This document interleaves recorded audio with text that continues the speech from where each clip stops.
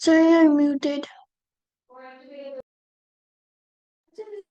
Background आने लगे हैं।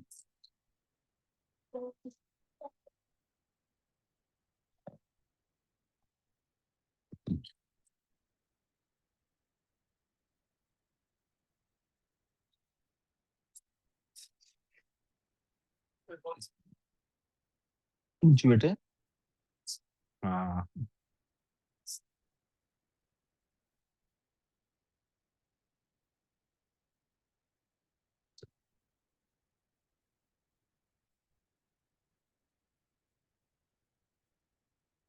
लास्ट टाइम हमने बेटे डिस्कस किया था कि क्वांटिटी को रिप्रेजेंट किया जा सकता है यूजिंग ग्राफ एज वेल।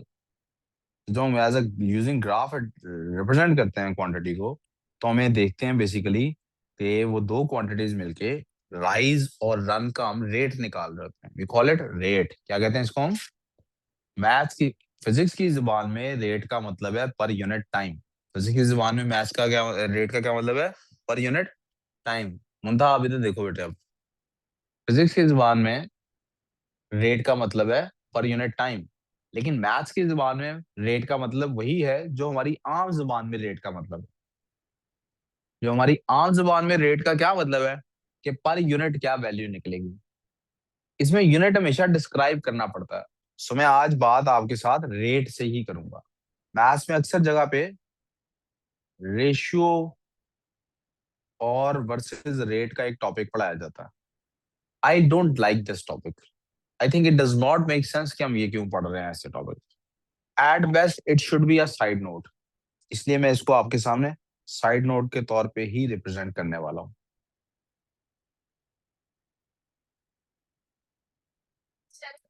जी जी, मैंने यही कहा था। तो मैंने साथ फहद को ये भी कहा, ये भी मैं ही कह रहा हूँ कि उन पेरेंट्स से रिक्वेस्ट करें, अगर आप दूर से नहीं आए या कम्यूट का कोई मसला नहीं है तो बच्ची को इधर क्लास लेने दें, नहीं तो जाए और ऑनलाइन ले लीजिएगा क्लास। मैं चाहता हूँ कि आप अगर यहाँ रुक के क्लास ले सकती हैं फिजिकल क्लास में। There is no alternative to physical class. मुझे आपकी शक्ल देख के पता लगता है कि आपको क्या आ रहा है क्या नहीं आ रहा। ठीक है, अब आपकी चॉइस है। क्योंकि पेरेंट्स को बुलवाया गया है तो उनका ये हक बनता है कि वो फैसला करें। जी, अगर वो मैनेज कर सकते हैं तो जरूर भेजिए बेटे। अगर नहीं मैनेज कर सकते तो आई कैन अंडरस्टैंड, आप साथ चलिए। जो मैं यही कह रहा हूँ, कोई लड़ाई नहीं इसमें। कोई नाराजगी नहीं है, कोई लड़ाई नहीं है। रेट वर्सेस रेशियो क्या होता है? रेट वर्सेस रेशियो में सिर्फ एक ही बात आपको समझनी है कि ये रेट वर्सेस रेशियो ये होता है। क्या होता है? ये जो पार्ट है रेशियो इसमें, और ये जो पार्ट है रेट इसमें, दोनों में कॉमन एट्रीब्यूट ये है कि टू क्वांटिटीज आर इन्वॉल्व। ठीक करवाऊंगा। जो जो क्वेश्चन नहीं हुआ होगा, आज ज्यादातर बच्चे हैं नहीं ना, तो इसलिए इसको काल पे ले जाते हैं। Two quantities are interrelated. इन दोनों में ये बात कॉमन है कि दो क्वांटिटीज होती हैं आपस में इंटर रिलेटेड होती हैं। ठीक है, दो क्वांटिटीज होती हैं आपस में इंटर रिलेटेड होती हैं। इन दोनों में आपस में डिफरेंस क्या है, जरा उसकी तरफ भी देखिएगा, गौर कीजिएगा। डिफरेंस ये है दोनों के अंदर, रेशो के अंदर दे मस्ट हैव दी, इधर देखो और हम छोड़ो, सेम यूनिट। और रेट में क्या होता है? They will have different units. और ये चीज मैंने सिर्फ और सिर्फ इसलिए लिखवाई है क्योंकि मुझे पता है बुक्स में, नोट्स में दूसरे टीचर्स रेट को रेशो से रिलेट कराते हैं, rate versus ratio, which is entirely unnecessary. Ratio कोई और बुलाया, रेट कोई और बुलाया। रेशो कोई और बुलाया और रेट, बेटा प्लीज दरवाजा बंद कर दो, वो उसको एसी को ऑफ कर दो।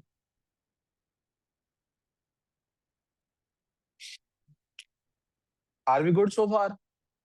आपको रेट मैं समझाना चाहता हूँ बुनियादी तौर पे कि रेट कहते हैं किसको। रेट मैथ्स की जुबान में किसको कहते हैं ये आपको पता होना चाहिए। I'm noting down ratio and rate key difference. जी ठीक है, अभी पहले ये काम करते हैं जो समझा रहा हूँ, उसके बाद आपको लफ्ज रेट की अंडरस्टैंडिंग होनी चाहिए। मैं फिर से रिपीट कर देता हूँ, बल्कि यहाँ लिख देता हूँ। जी ठीक है। Per unit time, but only in physics. लेकिन मैथ्स के अंदर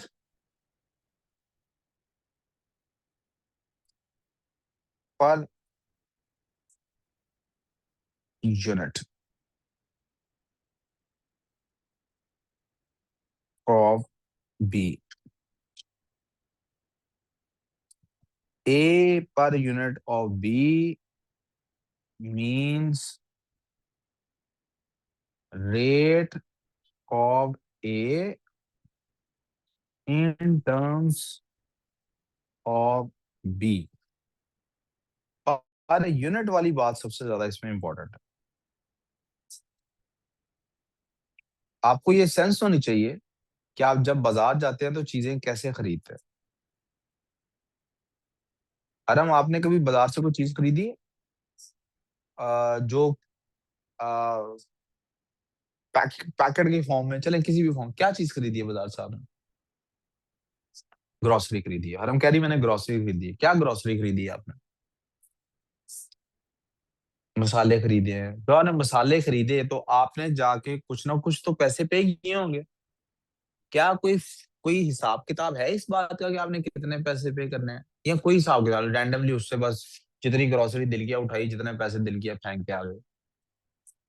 क्या हिसाब किताब था? अब आप कोई एक एग्जांपल ले लें, सर मैंने फलां चीज के खरीदी थी, इतने उसके पैसे दिए थे। जी। हम्म। 125 का क्या खरीदा था? काली मिर्चें खरीदी है। कि हाँ, वो तुक्का लगा रही हैं। कितनी क्वांटिटी थी उनकी? दो क्वांटिटी चाहिए ना, मैंने क्या कहा? रेट में कितनी क्वांटिटी चाहिए? दो। एक क्वांटिटी हो गई आप।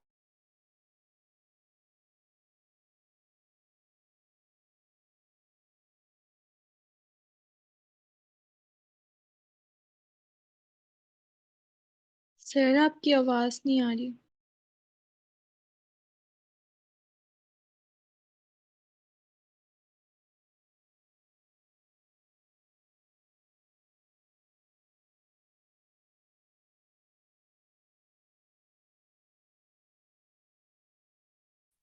Sir, your, your voice is not coming through.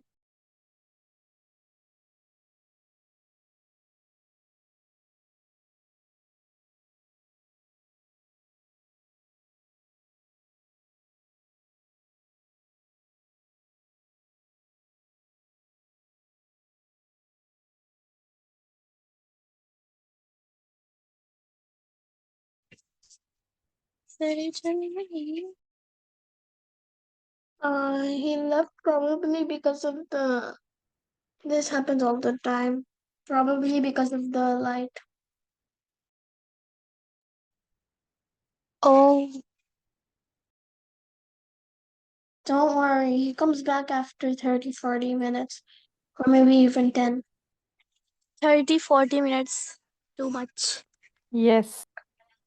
I'm saying that sometimes he comes after 10 minutes. If not, he comes after 30 or 40 minutes.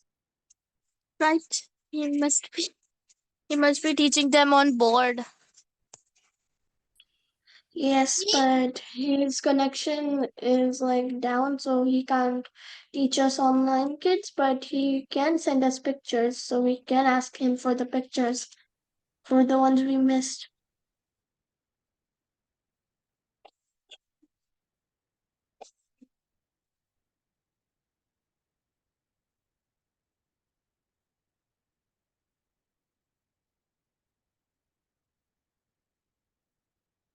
And it almost every time happens during English or maths class. So don't worry. Excellent. Hadia?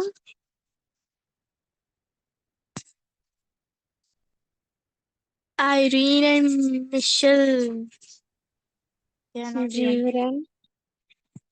Hadiya ये क्या हुआ है? वो light चली जाती है इसलिए class disconnect हो जाती है। हम खुद पढ़ I already told you. खुद पढ़ ले। आदिया बायो समझा दे। What? No, I'm asking for Nadia. Yeah, okay. Sorry बेटे, मैं डिस्कनेक्ट हो गया था। आई होप के आप लोग जहाँ से आप लोग किसी को डिस्कनेक्ट नहीं हुए और सब रूटीन में चल रहा है। और वापस वहीं से बात शुरू करता हूँ जहाँ छोड़ी थी। सपोज एक आदमी ने ₹125 की कोई Sir, चीज खरीदी है, your screen is not shared. और जो चीज खरीदी है Sir, your screen is not shared. और जो भी चीज खरीदी है वो ₹125 की आई है। अब एक और क्वांटिटी कोई देख लेते हैं, कोई और चीज देख लेते हैं। आप कोई चीज बताएं जो आपने बाजार से खरीदी हो। आपने लेस का पैकेट खरीदा, कितने का खरीदा? इन्होंने ₹100 का एक पैकेट खरीदा। कितनी क्वांटिटी थी वो? You could say at least sir 1 packet था। ठीक है, आप ये कह सकते हैं ना 1 पैकेट था। उमर, आपने कोई चीज खरीदी हो? कभी जिंदगी में कुछ नहीं खरीदा? Sir, घड़ियां खरीदी हैं। बोलो जी बेटे। I was about to say like an example. एक मिनट, मैं इसकी एग्जाम्पल जी बोलो। कोई चीज जो खरीदी हो उसका बताओ, क्या चीज खरीदी है? तो बोलो ना, मैंने सर एक चीज घड़ी खरीदी, कितने की खरीदी? हाँ, मैंने सर 10,000 लिख दूं? सर मैंने 10,000 की, ये कहता है घड़ी खरीदी है, एक वॉच खरीदी है। कोई कंफ्यूजन? अब आप जहन में रखेंगे कि लफ्ज यूनिट का मतलब होता है जी। रहा आपकी एग्जांपल भी अब इसके बाद लेता हूं। The word unit actually means 1। लफ्ज यूनिट का क्या मतलब होता है? 1। और यहाँ लिखा हुआ पर यूनिट है। क्या लिखा हुआ है? इसका मतलब पर सिंगुलर के कोई चीज निकालनी है। मुंतहा आपका रजिस्टर नहीं कोई कुछ।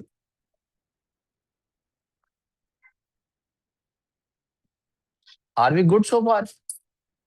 आपको पर यूनिट यानी पर सिंगुलर कोई वैल्यू निकालनी है। आप देख रहे हैं इस एग्जांपल में क्या हो रहा है।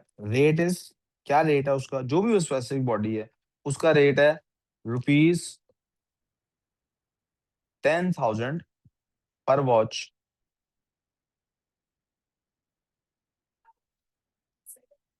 आप देखिए ये जो एग्जांपल है इसमें क्या रेट है?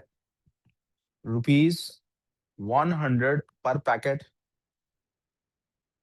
ये 1 लफ्ज कभी कभी नहीं भी लिखा होता साथ। आप ये देखिए, ये जो मेरे पास ये लिखा हुआ है,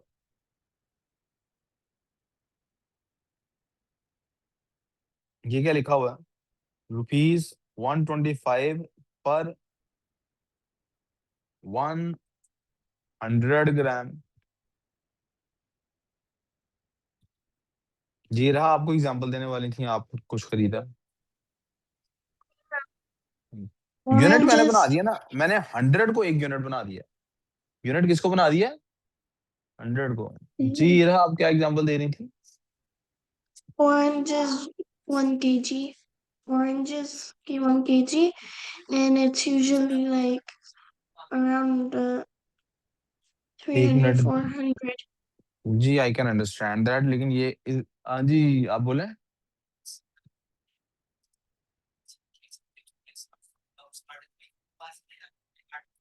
अच्छा सवाल है। अब फर्ज कर लेते हैं कि मैंने ₹970 का, लेट्स सपोज मैंने 970 का ले, 150 50।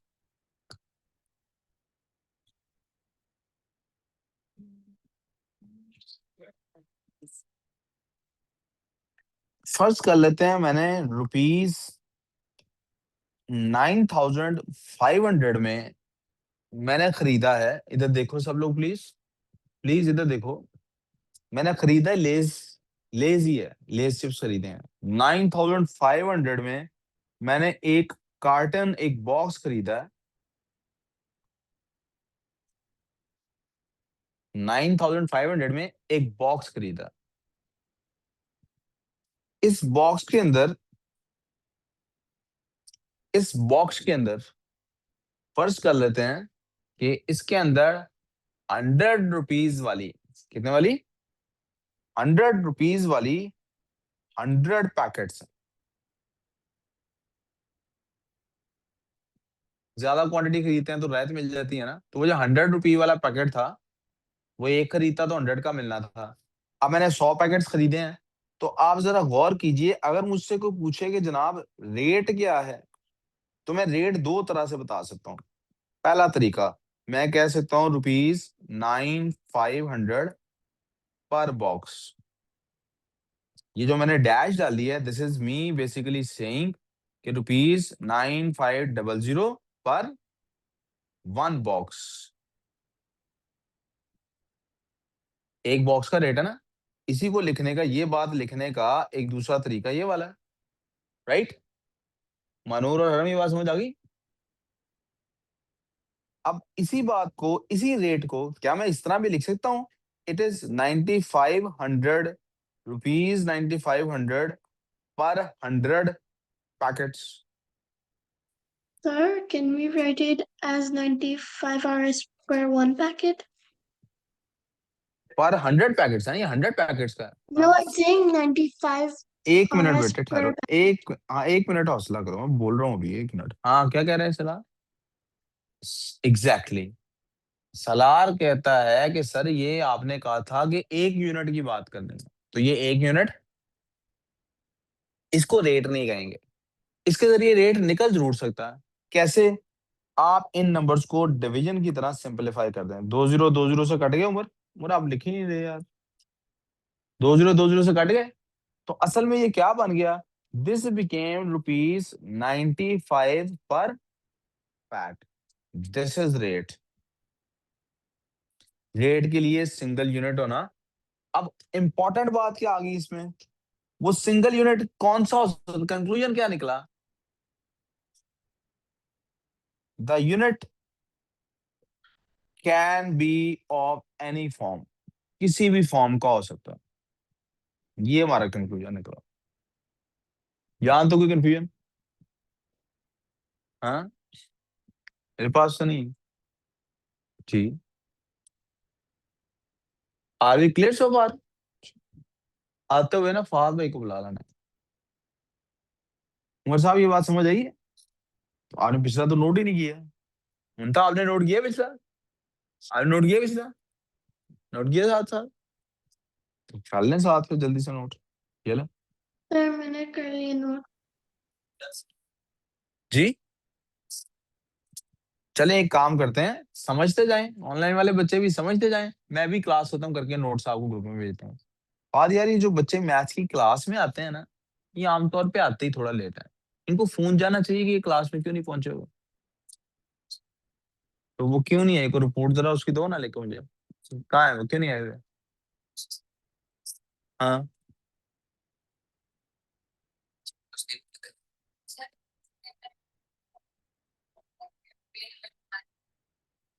शाहजहां देव की क्लास नहीं है, नहीं आपने? नहीं, वो आ रहे हैं अभी, शाहजहां देव क्लास है। बच्चे आ जाएंगे। हाँ भाई, क्या हाल है?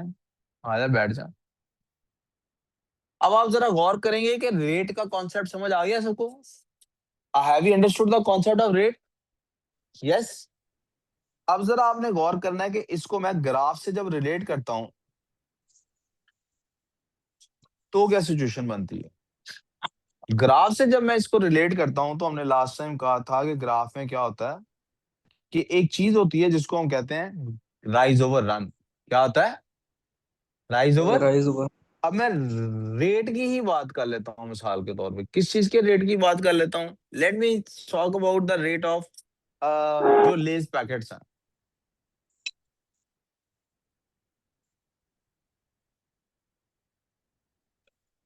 मुश्किल आपको एक तो अपना ये बंद करना है, वीडियो कैमरा अपना। दूसरा आपको सर माइक ये बंद वो करना है। साथ जी जी, ऑन कोई था। बात नहीं। जी जी, दूसरा माइक अपना ऑफ कर लें। जब ओके कुछ सर। पूछना होगा तब ऑन कीजिएगा। और ओके तीसरा ये सर। कि आपके तो इधर करीब रहते हैं, आपको क्लास लेने आना चाहिए। सर आप ऐसे कोई जल्दी घर पे नहीं है से ना तो फिर वो। क्लास पहुंचे मेरे ख्याल में। अच्छा चले सर, मैं चलो। फिर कहता हूँ। जी जी।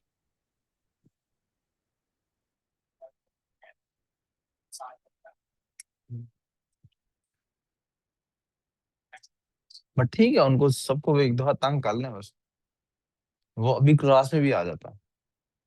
जी, अब ग्राफ और रेट को जरा हम एक दफा कंपेयर कर लेते हैं। जब भी बेटे हम ग्राफ बनाते हैं, दो क्वांटिटीज को इसी तरह से रिलेट करते हैं ना, मिसाल के तौर पे इस साइड पे मैं लिख देता हूँ, जो चीज यहाँ पर होगी बेटे, कहाँ पर, अब जो ऑनलाइन वाले उनको तो नहीं पता लग रहा है क्या कह रहा हूँ, यहाँ पर जो चीज होगी, कहाँ पर, एक्स एक्सेस पे, किस पर, that is your per unit value. आपने यूनिट उसको बनाना है, यूनिट किसको बनाना है, जो एक्स एक्सेस की वैल्यू है। मिसाल के तौर पे एक्स एक्सेस पे वैल्यू है मेरे पास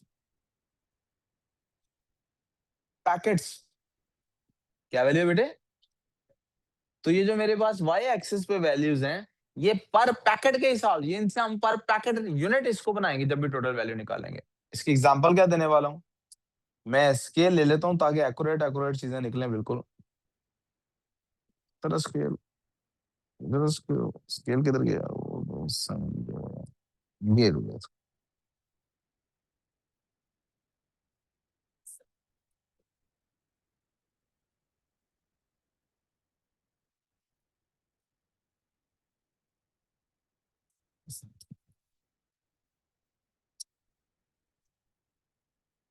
सॉरी।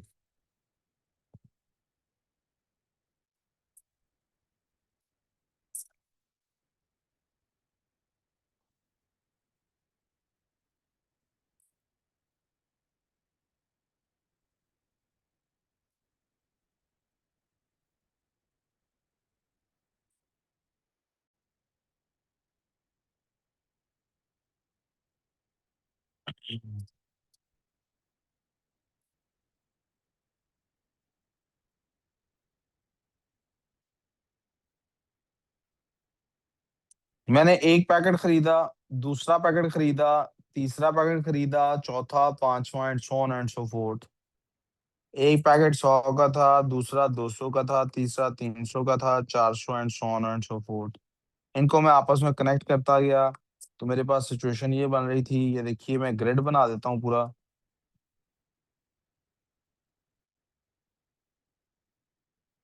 सॉरी बेटे for the wastage of time, मुझे अचानक ख्याल आया I can use the grid, क्यों ना ग्रिड ही यूज कर लूं।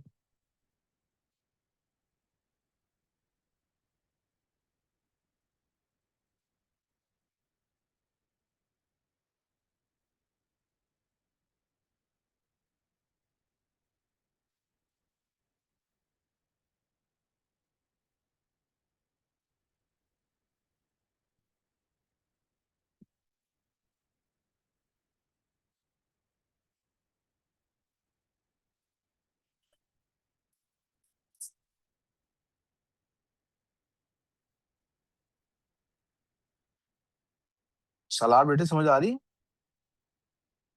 हम्म। अब देखिए इक्वल डिस्टेंस में होना इसका लाजमी है, जो भी मैं यहाँ पे ड्रॉ कर रहा हूँ, डॉट्स दे रहा हूँ, ठीक है। अगर क्वांटिटीज इक्वल का फर्क आ रहा है तो यहाँ पे भी इक्वल होना लाजमी है। अब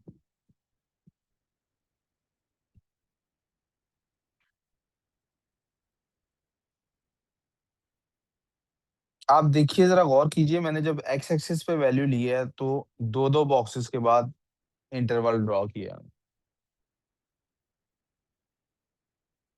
लेकिन जब वाई एक्सिस पे लिए तो थ्री थ्री बॉक्सेस तक किया।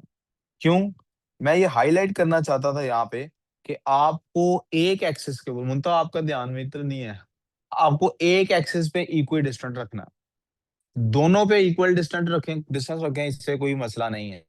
यानी आप ऐसा कर सकते थे, यहाँ भी दो दो बॉक्सेस के बाद ले लेते, लेकिन अगर इस पे डिफरेंट है आपका spaces as compare to this, इससे कोई मसला नहीं होता। मसला कब होता है, जब आपने 1 से 2 तक दो बॉक्सेस का फर्क लिखा, आगे आपने 3 का कर लिया, तब मसला क्रिएट होता है। होना इक्वल चाहिए इसको, डिस्टेंस को। ये बात समझ आ गई बेटे। अब मैं एग्जांपल आपके वाली लेके आपके सामने डिस्कस करने वाला हूँ। यहाँ पे मैं लिख रहा हूँ पैकेट्स। पैकेट कौन कौन से, 1 2, आप देखिए मेरा फर्क जो आ रहा है, एक एक पैकेट का फर्क आ रहा है ना, तो डिस्टेंस भी इक्वल आ रहा है। यानी जब मेरा 8 से 9 तक का सफर उतना ही है जितना 9 से 10 तक का है, तो फिर ऊपर उनकी जब मैंने वो जो, जब मेरा 8 से 9 तक का सफर, यानी जितना सफर 8 से 9 तक जाने का होता है उतना ही 9 से 10 का होता है, तो ऊपर इनका डिस्टेंस भी इक्वली मैंने चेंज किया हुआ। यहाँ तो कोई प्रॉब्लम। अब इसी तरह से जरा देखिएगा यहाँ पर 100, 200, 300, 400, 500। अब आप जरा गौर कीजिएगा मेरा जितना डिस्टेंस यहाँ से यहाँ तक का है, किस हिसाब से, अमाउंट के हिसाब से, जितना 0 से 100 रुपए का फर्क है, क्या 100 से 200 तक का उतना ही फर्क है या नहीं? नहीं है। क्या 200 से 300 तक भी उतना ही फर्क है? इसलिए लाजमी है कि ये आपस में इक्वली डिस्टेंट हो। ये बात समझ आ गई मेरी बात? ये वाली बात जो मैंने यहाँ समझाई है, ये भी आगे किसी चैप्टर में काम आनी है। ठीक है। अब जरा वैल्यूज पुट करते हैं, प्लॉटिंग ऑफ द ग्राफ करते हैं। एक पैकेट 100 रुपए का है, यहाँ निशान लग जाएगा।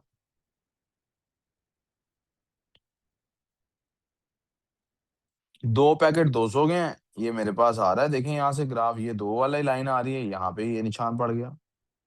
3 पैकेट 300 के हैं, ये यहाँ पड़ गई जनाब वैल्यू। 4 पैकेट 400 के हैं, ये देखें 4 वाली लाइन ये 400 के साथ अटैच होगी। 5 पैकेट 500 के हैं, ये देखें 5 पैकेट वाली मेरी लाइन यहाँ अटैच हो गई। अब जरा अगर मैं लाइन ड्रॉ करता हूँ इनकी, तो आप जरा देखिए क्या ये लाइन स्ट्रेट ड्रॉ होती है कि नहीं होती?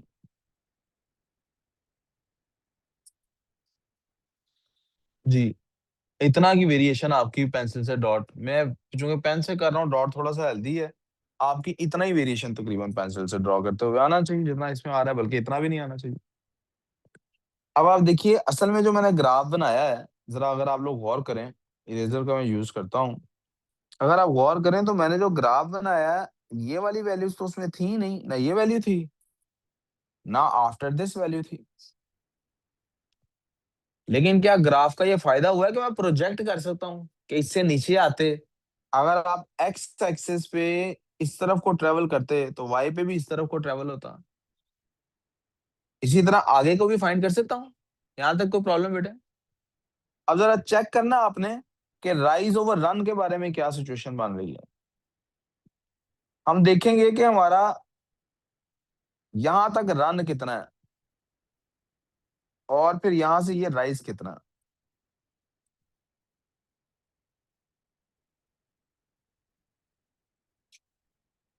अगर आप गौर करें तो नंबर्स की फॉर्म में मैं लिखूंगा तो क्या लिखूंगा, इट इज 100/1। सो अगर मैंने लिखना हो तो मैं क्या लिख सकता हूँ, इट इज ₹100। यूनिट आ गया ना, पर पैकेट है। अब एक और राइज ओवर रन देखने लगे हम, उसको हम देख लेते हैं ब्लू पेन से। मैं देखने लगा हूं यहां से लिख किसी, चूंकि ये लाइन स्ट्रेट है, क्योंकि ये लाइन स्ट्रेट है, since the line is straight, इसका राइज ओवर रन जो है वो कांस्टेंट होगा। ये हमने कल बात पढ़ी थी, दोबारा बता रहा हूँ। स्ट्रेट है ना लाइन, इसी को हम कहते हैं ग्रेडियंट, तो हम कहते हैं इसका ग्रेडियंट भी क्या है, कांस्टेंट है। क्या तो चलिए कांस्टेंट है तो इसको हर हालत में सेम रहना चाहिए ना, लेट्स चेक दैट। मैं यहां से इसका रन निकाल रहा हूं किसी खास पॉइंट से, किसी खास पॉइंट तक निकाल लेता हूं, चले मैं यहां तक निकाल लेता हूं, वहां तक तो ग्राफ ही नहीं है, कम कर लेता हूं। जहां तक ग्राफ है यहां तक कर लेता हूं।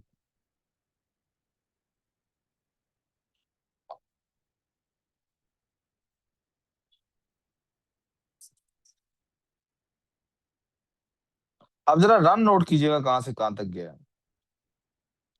रन आया बेटे 1 से 6 तक।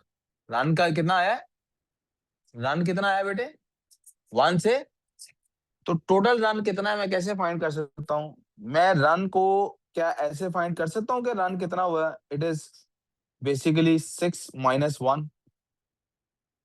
क्या मैं रन को ऐसे निकाल सकता हूँ कि 6 - 1 है, कि नहीं निकाल सकता? अगर किसी को ये बात समझ नहीं आई तो रन कैसे निकलेगा, उसके लिए मैं उसको समझा देता हूँ दोबारा, कि रन ऐसे निकलेगा बेटे कि मेरे पास बेसिकली 0 से अगर शुरू हूं तो रन मेरे पास यहां से लेके यहां तक, इस लाइन से लेके यहां तक का रन बनता है। और मुझे यहाँ पर जो वैल्यू है वो 6 है मेरे पास, यहाँ पर वैल्यू 0 है। ये मेरा रन नहीं है, ये मेरा रन है। मुझे 6 में से 1 ये वाला पार्ट माइनस करना है बेटे, जिससे मेरे पास ओरिजिनल पार्ट निकल आएगा। वो कितना पार्ट है ओरिजिनल पार्ट रन का? ये वाला बेटे। आर वी गुड सो फार बेटे? रन समझ आ गया कैसे निकलता है? रन समझ आ गया बेटे कैसे निकलता है? मनोर आपसे पूछ रहा हूँ मैं, रन समझ आ गया कैसे निकलता है?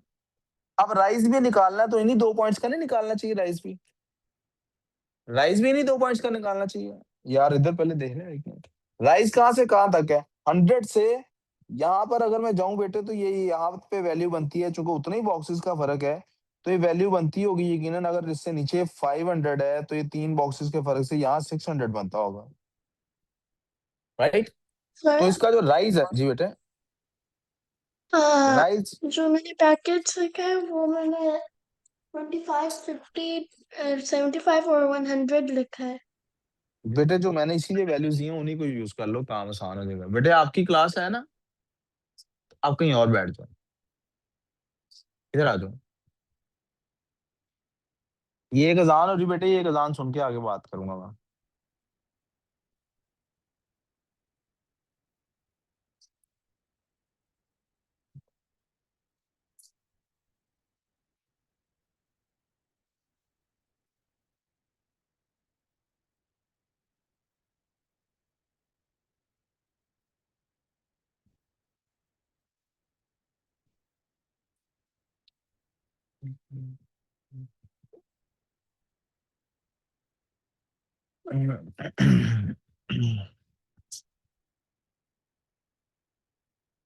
अब राइस बेटे अगर देखें तो यहां से लेके यहां तक है टोटल राइस, ठीक है?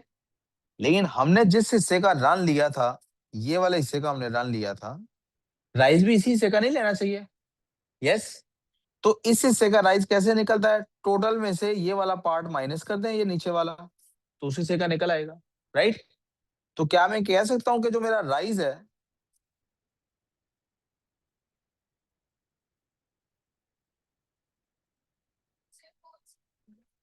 क्या बेटे? बेटे ये देखो ना, यहां से 100 से इसको 600 से माइनस नहीं करना चाहिए? टोटल तो ये वाला है ना मेरा राइस, लेकिन मैं रन चुके यहां तक का ले रहा हूँ। ये बात समझ आ रही बेटे? मैं रन चुके इस पॉइंट का ले रहा हूँ, तो मुझे राइस भी सिर्फ इसी पॉइंट का लेना चाहिए ना? यस। मैंने यहां से यहां तक लिया रन, तो राइस भी यहां से यहां तक होना चाहिए ना? जब मैं यहां से यहां तक रन ले रहा था, देखिए यहां से यहां तक रन लिया था तो राइस यहीं तक ले रहा था ना सिर्फ। अगर मैं यहां से यहां तक लेता रन, तो राइस यहां से यहां तक लेता। वी गुड सो फार? मुंता मेरी बात समझ आ रही? जिन पॉइंट्स से रन लूंगा, जिन पॉइंट्स के दरमियान रन लूंगा, राइस भी उन्हीं पॉइंट्स के दरमियान लूंगा। ये कोई भी 2 पॉइंट्स हो सकते हैं, ये दोनों पॉइंट्स भी हो सकते हैं। अगर यहाँ से यहाँ, अगर मैंने इस पॉइंट और इस पॉइंट में से इस पॉइंट का रन लिया है अहमद, अगर ये रन लिया है, तो क्या मैं राइस भी सिर्फ यही नहीं लूंगा? ये बात समझ आ गई मनूर? ये बात समझ आई कि नहीं बेटे? 2 पॉइंट्स के दरमियान का राइज एंड रन लेना है ना हमने। तो अगर मैं यहाँ से यहाँ ये पॉइंट्स 2 सिलेक्ट कर लेते हैं ना, एक मैंने पहले पॉइंट सिलेक्ट किया था ये, और दूसरा ये तो कांस्टेंट है ना। इसमें तो मैं चेक करा रहा हूँ, कोई भी 2 पॉइंट्स लेंगे आपका राइज ओवर रन सेम आएगा। इसमें क्या क्या बता रहा हूँ, कोई भी 2 पॉइंट्स लेंगे राइज ओवर रन। पहले मैंने 1 पॉइंट का लेके आपको दिखा दिया, अब मैं यहां से यहां तक का ऐसे लेके दिखाने लगा हूँ, क्या सेम वैल्यू आती है कि नहीं? तो अब मैंने जब रन लिया था तो मैंने 6 - 1 लिया था, तो अब जब मैं राइज लूंगा तो क्या करूंगा? 600 -100 करूंगा, ठीक है? क्यों 600 -100 कर रहा हूँ? क्योंकि टोटल राइज 600 हुआ और जहां से स्टार्ट हुआ था वहां पे क्या था? 100। यहाँ देखो प्रॉब्लम बेटे, जब मैं इनको रेट की सूरत में लेके आता हूँ, if I do this, if I say rise over run is equal to 600 - 100 over 6 - 1, तो मेरे पास आंसर क्या आता है? 500 over 5। क्या आंसर फिर से वही है, ₹100 पर पैकेट? क्या सेम आई है वैल्यू के नहीं? क्योंकि स्ट्रेट था तो राइज ओवर रन कांस्टेंट होना था, यानी कि ग्रेडियंट कांस्टेंट होना था। आप देख लें, रेट पहले भी ₹100 पर पैकेट निकला था, अब भी रेट क्या निकला? ₹100 पर यहां तो कोई कंफ्यूजन, ये बात समझ आ गई बेटे? अब आपने मैथ्स की जुबान में एक कॉन्सेप्ट सीखना है और वो है कि ग्रेडियंट क्या होता है। ये आपको फिजिकल कॉन्सेप्ट समझा दिया। अब मैथ्स की जुबान में बात करते हैं। ग्रेडियंट का एक फॉर्मूला है और वो क्या है? द फॉर्मूला इज, लाओ मुझे दे दो, दे दो, इधर ध्यान दो। Formula is y2 minus y1 over x2 minus x1। ये क्या बुलाए हैं? जब भी बेटे निकालना हो ग्रेडियंट तो हमें 2 पॉइंट्स लेने होते हैं। क्या करना होता है? 2 पॉइंट्स लेने होते हैं। इन दोनों पॉइंट्स को हम डिस्क्राइब कैसे करेंगे? ये वाला जो बेटे पॉइंट है, ये वाला पॉइंट, इसकी डिस्क्रिप्शन क्या है? किसी भी पॉइंट को डिस्क्राइब करने के लिए हम कहते हैं जीरो से हम कितनी दूर एक्स एक्सिस पे गए और कितनी दूर वाई एक्सिस पे गए। ये बात समझ आई है अहमद, उमर? किसी भी पॉइंट को जब डिस्क्राइब करना हो तो कैसे डिस्क्राइब करते हैं कि हम जीरो से, ओरिजिन से कितनी दूर एक्स एक्सिस पे गए और कितनी दूर। अब आप पहले वाई एक्सिस का भी बता सकते हैं। आप कह सकते हैं सर पहले मैं इस तरफ 100 तक गया, फिर राइट को टर्न लिया 1 तक गया। लेकिन आम कन्वेंशन ये है, तरीकाकार ये है कि हम हमेशा इनको डिस्क्राइब कैसे करते हैं? इनको हम डिस्क्राइब करते हैं ऐसे कि एक्स पहले लिखते हैं और वाई बाद में लिखते हैं। क्या करते हैं? एक्स पहले लिखते हैं और वाई, एक्स से मुराद के एक्स एक्सिस पे उसकी वैल्यू क्या है, क्या आपने जीरो से एक्स एक्सिस की तरफ कितना सफर किया। इस केस में वो वैल्यूज बनती हैं 1 और 1। किसी भी पॉइंट को आप बताइए डिस्क्राइब करना है, तो मैं ये ऊपर वाले पॉइंट को जब डिस्क्राइब करने लगा हूं तो मुझे फिर से एक्स एक्सिस वाली बात लिखनी है। पहले एक्स एक्सिस पे उसकी वैल्यू क्या थी? 6 इस पॉइंट की, और वाई एक्सिस पे उसकी वैल्यू थी 600। मैथ्स की जुबान में चूंकि ये भी वैल्यू एक्स एक्सिस है और ये भी वैल्यू एक्स एक्सिस है, तो हम इन्हें कैसे रिप्रेजेंट करते हैं? x1 और x2 से कैसे रिप्रेजेंट करते हैं? तो हम बेसिकली क्या कहते हैं? हम कहते हैं जनाब कि इस ग्राफ के अंदर, इस सिचुएशन के अंदर, x1 is equal to 1, y1 is equal to 100, x2 is equal to 6, बेटा काम पे ध्यान दो, और y2 इज इक्वल टू 600। अब आप देखिए मैं ये फॉर्मूला में पुट करता हूं इनको। जब मैं इनको फॉर्मूला में पुट करता हूं, y2 माइनस y1 यानी कि 600 माइनस 100 ओवर 6 माइनस 1, तब भी मेरा आंसर क्या निकलता है? 500 ओवर 5, विच इज रुपीज 100 पर pack. This beta is called, this discussion is called as, this definition of places is called as, this way of describing a position is called coordinate geometry। इसको क्या कहते हैं बेटे?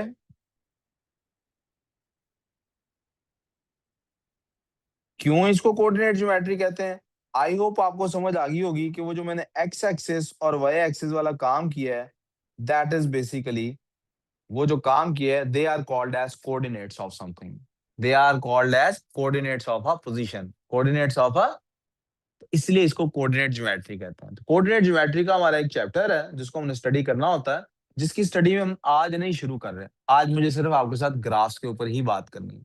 तो मैंने पहली बात आपको ग्राफ्स के बारे में क्या बता दी कि जब भी लीनियर हो, whenever a graph is linear its gradient will be constant, whenever a graph is linear its gradient will be, और मैंने आपको बता दिया कि वो निकालते कैसे हैं, how do we find the gradient. क्या हुआ इसको? एक minute please.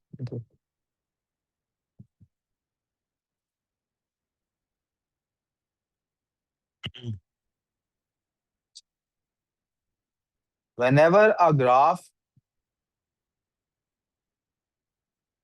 is linear its gradient is constant, rate does not change,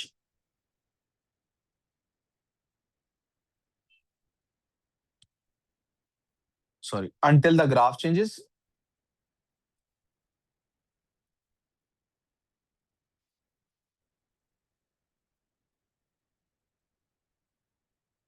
जी बेटे, फॉर्मूला फॉर जी बेटे, जी 1 मिनट कर लें, हाँ बेशक नोट कर लें जो y2 minus y1 over x2 minus x1। और मैंने ऊपर वाली सारी तफसील समझाई इसलिए है कि जिस पॉइंट का y लेंगे उसी पॉइंट का x लेना है, x किसी और जगह का नहीं उठा लाना। वी गुड सो फार बेटे, समझ आ गई यहाँ तक? नहीं आई? नहीं, Sir, आपसे तो I'm पूछ just नहीं रहा। trying to note it down. बिल्कुल बेटे, नोट वाला कॉन्सेप्ट से मुझे सबसे पहले इंटरेस्ट इसमें है कि आपको समझ आ गई बात। Do you guys understand this? Yes, sir. Good Yes, sir. Good good. अब यहाँ से बेटे मुझे थोड़ी देर के लिए, वो जैसे होता है ना सीन चेंज होता है, आपको किसी और एपिसोड पे जाना होता है, मुझे थोड़ी देर के लिए एपिसोड चेंज करना है, क्योंकि यहाँ से आगे मेरी बातें जो है वो फिजिक्स की हैं, ग्राफ से रिलेटेड। आपका जो ग्राफ Sir, का टॉपिक है वो खोलने के लिए I have to talk to you guys about 2 more things, and those things are time and algebra. Time and, आज की क्लास में मैं टाइम डिस्कस करूंगा और नेक्स्ट क्लास में अलजेब्रा को स्टार्ट करेंगे। आप कुछ पूछने वाले थे, sir, पूछ लें। I'm just trying to note जी बेटे, what you wrote about graph. What you wrote about graph, I was just trying to know. मैं बेटे आपको नोट्स अभी भेजता हूँ थोड़ी देर में, आप फिर नोट कर लेना। अभी आगे कॉन्सेप्ट समझते हैं, उसके बाद चलते हैं। So today's chapter is time. क्या चैप्टर का नाम है?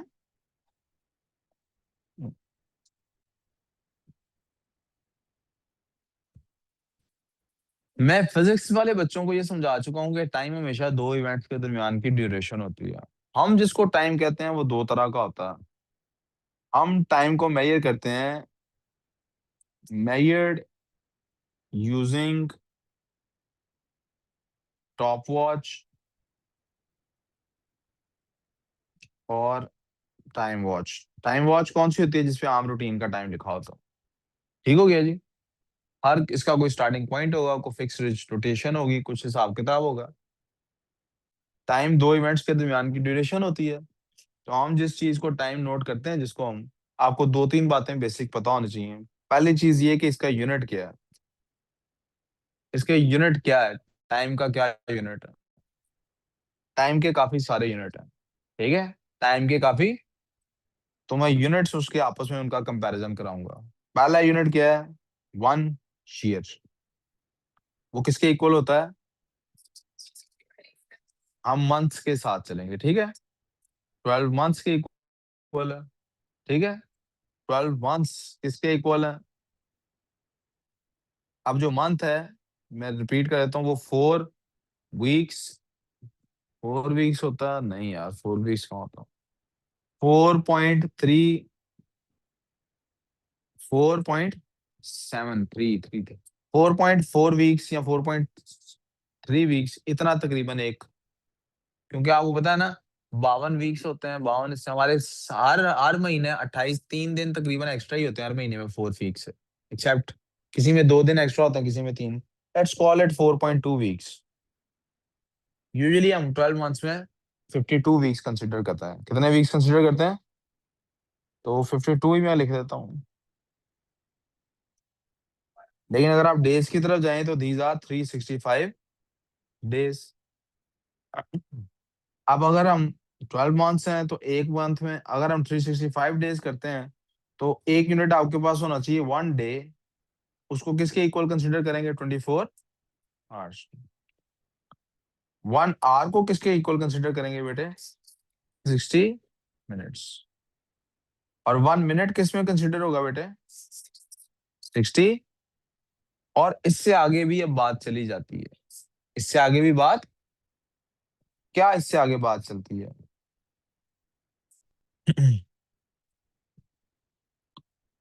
1 millisecond is equal to 1 second divided by 1000, या फिर 0.001 सेकेंड्स। ये हमारा साइड नोट। यहां तक कोई प्रॉब्लम? हम जो टाइम वॉच पे, घड़ी पे टाइम मेजर करते हैं, वो दो उसके फॉर्मेट्स हैं। टाइम फॉर्मेट्स,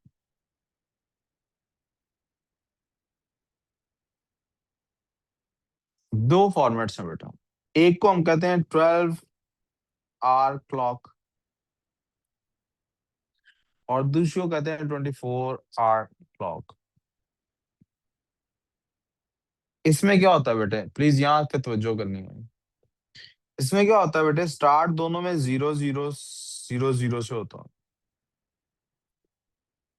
लेकिन इसमें इसके साथ AM लिखा जाता है और इसमें इसके साथ HRS आवर्स लिखा जाता है। ठीक है, मैं हर 1 घंटे बाद की बात करता जाऊंगा अब, ठीक है।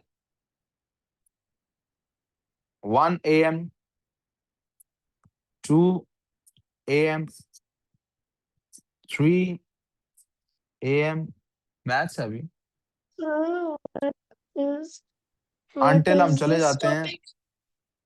अंटिल हम चले जाते हैं 12, मुझे समझ नहीं आ रही आपने क्या कहा, दोबारा बोलो, नून पे। उसके बाद What होता is this topic? टाइम बेटे, अभी ऊपर लिखा तो था टाइम, उसके बाद It's about time. I'm asking the topic of time, like how we first did units of the time. 2 minute So ठहर जो what भी पता is लग जाएगा, अभी 2 मिनट ठहर जो पता लग जाएगा। 2 PM you go on until what, 11 PM, हमसे 12 नहीं मुझे a.m.? मसला, मुझे आपसे होना है, ठीक है। And you reach back to 0000 AM। इसको हम 00 को AM नहीं कहते, मिड नाइट कहते हैं। There, it's actually 12 a.m. rather than 00. It's 00 in the 24-hour clock, but in the 12-hour clock, it's 12. जी बेटा 1 मिनट रुको तो सही, मुझे बाद में मुकम्मल करूंगा ना, तब तक यहाँ तक नहीं पहुंचाऊंगा ना, फिर आप कहना सर अभी आपने गलत किया, मैं कंप्लीट नहीं ना की बात, व्हेन आई रीच देयर तब उसको बात को करेंगे। अब ये जो 11 के बाद हमने जैसे यहाँ 12 नून लिखा बेटे, क्या लिखा हमने, तो एरा पॉइंट आउट ये कर रही थी सर, इसको ना 00 हम ना लिखते नहीं है इसमें, 12 आवर क्लॉक में, 12 आवर क्लॉक में 12 भी लिखते हैं। क्या लिखते हैं, जैसा कि मैंने आपको बताया, हम इसको जैसे वहां हमने 12 नून किया है, क्या किया 12, यहाँ हम लिखते हैं 12 मिड नाइट, इसमें AM नहीं लिखते हैं, इसमें AM, हाँ, अगर 12 के बाद 1 मिली सेकेंड भी आगे गुजर गया है, 00 फिर 00, ये तब भी उसको AM लिखा जा सकता है। लेकिन for a brief point of time एक ऐसा वक्त होता है जब उसको हम 00, जब उसको हम AM या PM में नहीं ला सकते। जैसे अगर मैं आपसे पूछूं पास्ट और फ्यूचर में फर्क, पास्ट प्रेजेंट और फ्यूचर में फर्क, तो हर गुजरता लम्हा पास्ट बनता जा रहा है और हर आने वाला लम्हा फ्यूचर है। प्रेजेंट वाला लम्हा कौन सा है, तो आप कहेंगे सर वो तो एक बहुत बारीक लाइन है। ऐसे ही 12 मिड नाइट और 12 नून होता है, ठीक है। यहाँ तक कोई प्रॉब्लम, मेरी बात यहाँ तक समझ आ गई। अब ये तो बेसिक्स है ना, आपको बचपन में ये पढ़े होंगे, फिर मैं आज क्यों बता रहा हूँ, क्योंकि बेटे ABC से आगे बात चलती है ना, इंग्लिश तो बाकी उसके बाद चलनी है। अब इन्हीं चीजों को देखते हैं 12 आवर्स में कैसे लिखा जाता है। यहाँ तक बेटे जो ये 12 नून है ना जहाँ पे लिखा हुआ, यहाँ तक ये इसी तरह से सिमिलरली चलता है। फर्क क्या होता है, हम 1200 आवर्स ही लिखते हैं, नून नहीं लिखते हैं। क्या लिखते हैं, इसके बाद सिचुएशन बदल जाती है। ये 1 PM को हम 1300 आवर्स लिखते हैं। क्या लिखते हैं बेटे, उसके बाद बेटे हम लिखते हैं 1400 आवर्स। और ये कब तक चलता है, 15, 16, 17, 18, 19, 20, 21, 22, 2300 आवर्स। और फिर 24 नहीं आता, हम वापस 00 पे आ जाते हैं, नया दिन शुरू होता है। यहाँ तो कोई प्रॉब्लम, अगर आपको ये पता है तो आपको यही चीज कैसे पता होनी चाहिए, घड़ी के मुताबिक भी पता होनी चाहिए। किसके मुताबिक पता होनी चाहिए, घड़ी के मुताबिक पता होनी चाहिए। मैं एक आपके सामने घड़ी डिजाइन करने लगा हूँ। 12, 3, 6, 9। ऑफ कोर्स यहाँ पर जो नंबर होगा अप्रोक्सीमेटली यहाँ पर 1 होगा, यहाँ पर अप्रोक्सीमेटली 2 होगा, यहाँ पर 4 होगा, यहाँ पर 5 होगा। जी सॉरी, क्या नहीं समझ नहीं आई मुझे बात।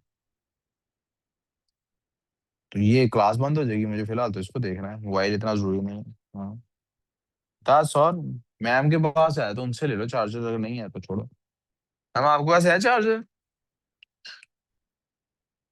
आपको याद करना है कि दोपहर 12 बजे के बाद ये 13 होता है, ये 14 होता है, ये 15 होता है, ये 16 होता है, ये 17 होता है, ये जो 6 है अंदर ले जाए इनको, ये 18 होता है, ये 19 होता है, ये 20 होता है, ये 21 है, ये 22 है, और ये, अगर ये याद कर लेंगे आपके लिए मेंटल मैथ्स करना आसान हो जाएगा। नहीं याद करेंगे तो कोई मसला नहीं, नहीं याद करेंगे तो कोई मसला।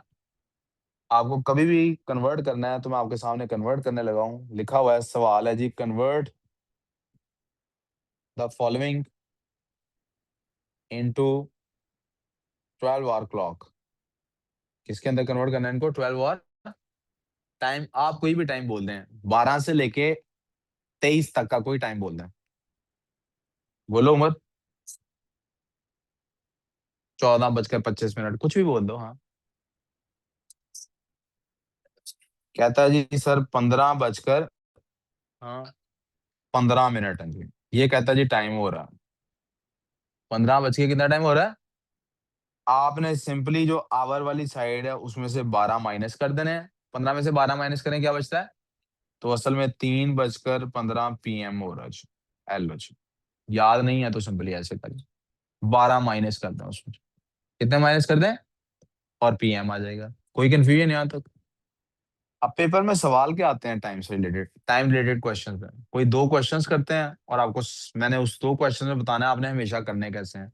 मुझे पता है बेटे, बुक्स में और भी मेथड्स अवेलेबल है। मुझे पता है बचपन में किसी टीचर ने अगर आपको ये पहले टाइम पढ़ाया और भी मेथड से पढ़ाया होगा, लेकिन in every method that I have seen so far, her method के अंदर ये चांस होता है कि आपको गलती करना है। जो मैं मेथड भी आपके सामने डिस्कस करने वाला हूँ, उस मेथड में इंशाल्लाह आपसे गलती नहीं एटलीस्ट होगी, क्योंकि उसमें सोचने का मौका कम से कम मिलेगा आपको। चलना ही है सीधा सीधा, ठीक है। मिसाल के तौर पे जी, ये क्वेश्चन देख लो पढ़ के।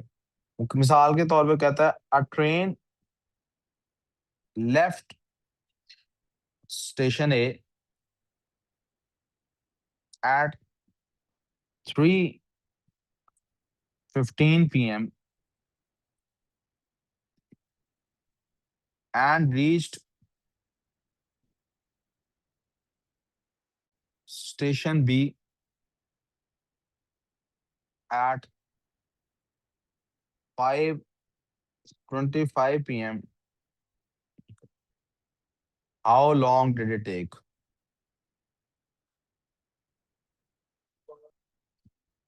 अब बेटे ये आपसे हमेशा क्या करेगा, क्वेश्चन जब भी पूछेगा तो उसे इसके लिखूंगा, मेरा क्वेश्चन मार्क्स पूछने। देखो मैं 15 20 25 मार्क्स। कौन है यार जिसको माइक गलती से ऑन रह जाता है जिसका? कौन है बेटे जो माइक ऑन इसका होता है, पीछे से फिर लड़ाई चल रही होती है? हैं? कोई भी नहीं है? कोई तो है जो मेरे क्लास सुनने की बजाय तो फिर कहीं और ही घूमूंगा। मुझे लगता है ये अबू बकर और इब्राहिम कहीं बैठ के क्लास ले रहे हैं, और ये क्लास लेने के बहाने आपस में बातें कर रहे हैं, क्योंकि लिखा हुआ अबू बकर एंड इब्राहिम। अबू बकर एंड इब्राहिम, जरा माइक अनम्यूट करना है 1 मिनट। जी सर जी। आप लोग आपस में गप्पे मार रहे हो? नहीं सर, क्लास ले रहे हैं मेरे इब्राहिम बैठ के। पक्की बात है ना? जी सर जी। चलो ठीक। फिर ये कुसैन होगा यहाँ तो। साथ ही को मीटिंग से लेफ्ट हुआ है यार, 2 3 लेफ्ट में भी क्लास खत्म नहीं Sir, हुई यार। हाँ जी, हाँ जी। अच्छा, it doesn't show who has their mic previously opened. It just shows it according to how their name is written. Like, does it start with an A? Yada yada. अच्छा, अच्छा। तो what does it start with? Abu Bakr starts with A, so that's why it they were. चलो ठीक, चलो छोड़ो, दो करो। दो तरह का सवाल पूछेगा वो आपसे। नंबर 1, जैसा ये सवाल है, he will give you T1 and then he will give you T2, और वो आपसे क्या कहेगा, कहता है फाइंड द ड्यूरेशन, जैसा कि ये ऊपर वाला सवाल है। दूसरा वो आपसे क्या पूछेगा, T1 पूछेगा और साथ आपको T1 देगा और साथ आपको ड्यूरेशन देगा, और साथ क्या देगा? तो बजाय आप T2 पूछेगा आपसे, कहेगा हाँ जी भी T2 क्या है। समझ आ गई मेरी बात? यानी एक सवाल ये है जिसमें वो आपको कहता है इतने बजे निकला, इतने बजे पहुंचा, कितना टाइम लगा। दूसरा सवाल ये है, वो कहेगा इतने बजे निकला, 4 घंटे सफर किया, 4 घंटे 10 मिनट सफर किया, 4 घंटे 25 मिनट सफर किया, पहुंचा कितने बजे। आपने जो भी सिचुएशन हो, आपने ऐसे ही सॉल्व करना है जैसे मैं करने लगा हूं। इसको कह लें ट्रेन मेथड। क्या कह लें इसको? Writing down the question. आपने स्टार्टिंग टाइम लिखना है यहाँ पे। ये आ गया starting time 3:15 PM। Can I please just write the hello question? Hello hello hello hello, देख लो। आपने लिख लिया स्टार्टिंग टाइम 3:15 PM। अब आपने देखना है राउंड ऑफ फिगर कैसे आपसे होती है। क्या करना है? आपको पता है 3:15 के बाद कौन सा नंबर राउंड ऑफ आपको आता है? मुझे पता है 45 मिनट्स बाद 4 बजते हैं। आपको नहीं पता 45 मिनट बाद 4 बजते हैं। आप ना 4 बजाएं, आप एक एरो डालें। आप 3:15 के बाद 3:20 कराना चाह रहे हैं, आप वो 5 मिनट लिख लें। मुझे पता है कि 45 मिनट में आपके पास 4 बज जाएंगे, तो मैं सीधा सीधा क्या लिख रहा हूँ? 45 मिनट्स और टाइम के आगे मैंने क्या लिख लिया? 4 o'clock। अब मेरे ज़हन में है मैंने 5:25 तक जाना है। कहाँ तक जाना है? 5:25 तक। कहाँ तक जाना है? अब 4 के बाद नेक्स्ट स्टॉप मेरा क्या बनेगा? मेरा नेक्स्ट स्टॉप बनेगा 5 बजे का। 4 से 5 बजे आने में मुझे कितना टाइम लगेगा? 60 मिनट्स या 1 आवर। फिर मुझे पता है 5:25 है, तो मैं क्या करूंगा? 5:25 लिखूंगा इधर और ऊपर देखूंगा मुझे टाइम कितना लगा मजीद? 25 मिनट। यानी मैंने यूं ट्रेन ट्रेन मेथड क्यों लिखा? स्टेशन बना दिए। क्या बना दिए? कि पहले स्टेशन पे पहुंचने में 45 मिनट लगे, दूसरे पे ये इतने मिनट। आप समझे ये मेरा स्टेशन ए है। This is my station A, this is my station B. मुझे यहाँ स्टेशन A2 स्टेशन, जो मर्जी इनके नाम आप दे रहे हैं। इसको कहते हैं station X, station Y, station what ever that is. आखिरी स्टेशन बी आ गया मेरे पास। अब क्या करना है? वो जो ऑरेंज वाले हैं ना बेटे, उनको नोट करना है सिर्फ। इनको नोट करना है। आप देखें टोटल मेरे पास क्या बन रहा है। आई हैव 1 आवर, क्योंकि आर मेरे पास सिर्फ यहाँ पे है और कोई आर नहीं है, plus 45 minutes plus 25 minutes. And in fact I would recommend minutes भी आपने ऊपर ही ऐड कर लिए हों। आई डिड डायरेक्टली राइट 45 और 20 कितने मिनट्स होते हैं? 45 और 20 कितने मिनट्स होते हैं? 25। 45 और 25 कितने होते हैं? 45 और 5 कितने होते हैं? 50। 50 और 20, शाबाश, 70 मिनट्स मैंने लिया है। तो टोटल टाइम कितना लग रहा है? 1 आवर और 70 मिनट्स। 1 आवर और अब जब भी मिनट्स बेटे ऊपर हमने शुरू में लिखा था ना 1 घंटे में 60 मिनट होते हैं, रिमेंबर? यहाँ हमने लिखा था 1 घंटे में कितने मिनट्स होते हैं? 60। तो आप जितने 60 मिनट इधर से लेफ्ट साइड पे शिफ्ट कर सकते हैं, शिफ्ट करते हैं। मैं कितने 60 मिनट उधर शिफ्ट कर सकता हूँ? 70 मिनट्स में से कितनी दफा 60 मिनट निकाले जा सकते हैं? एक दफा। तो 1 उधर शिफ्ट कर दें। तो 1 उधर शिफ्ट किया तो 2 आवर्स 10 मिनट्स मेरा आंसर आ गया। बेटा ये जो मैंने आपको मेथड बताया, there are other methods as well. मुझे पता हो प्लस माइनस वाला मेथड कहीं आपने देखा होगा। Those methods will always create confusion. Number 1, मैंने अक्सरियत बच्चों को उसमें गलती करते देखा है। एंड नंबर 3, सबसे ज्यादा टाइम कंज्यूमिंग मेथड वो है। This is the easiest and least time consuming method, train method. लिख सकते हैं बेटे, लेकिन आपने हमेशा याद रखना है क्लास में जब पढ़ाया जा रहा होता है तो आसान क्वेश्चन लिया जाता है जिसका आंसर आप मेंटली कैलकुलेट कर सकते हैं। इसलिए कि क्लास में पढ़ाते वक्त मकसद आपको क्वेश्चन सॉल्व कराना नहीं होता, मेथड पे फोकस कराना होता है। यार मेथड ये सीख लो। पेपर में फिर मेथड आपको इतना फिंगर टिप्स पे आया हुआ होना चाहिए कि आपको जो पेपर में मेथड सोचने की जरूरत ना पड़े, डायरेक्ट आप सॉल्व कर रहे हो। इसलिए मैंने इधर डायरेक्ट आंसर नहीं लिखाया। मुझे भी पता है 2 घंटे 10 मिनट लगे होंगे, 2 घंटे। वो देख के टाइम पता लग रहा था ना। पेपर में Sir, शायद टाइम दिन का वक्फा आ जाए। जी बेटे। sir, I first turned the hour into minutes and added all of them together, and then I figured out how many hours are there inside of the total, and then subtracted that amount from Beta, it. this is your method is not wrong. I don't mind your method, and whatever you did must be very good if you got to the good answer, the right answer. But I was today interested in teaching you how to use the train method. I hope you have learned that method. Yes, sir. Good enough. मेरा ख्याल है यहाँ से आगे के notes मैंने आपको send करने हैं, तो मैं ये ग्रुप में सेंड कर रहा हूँ। एंड 2 मिनट की ब्रेक के बाद आई स्टार्ट, 2 या 3 मिनट की ब्रेक के बाद I start of with physics. Alright? All right, sir. Sir, can you like go to maths cafe? मैं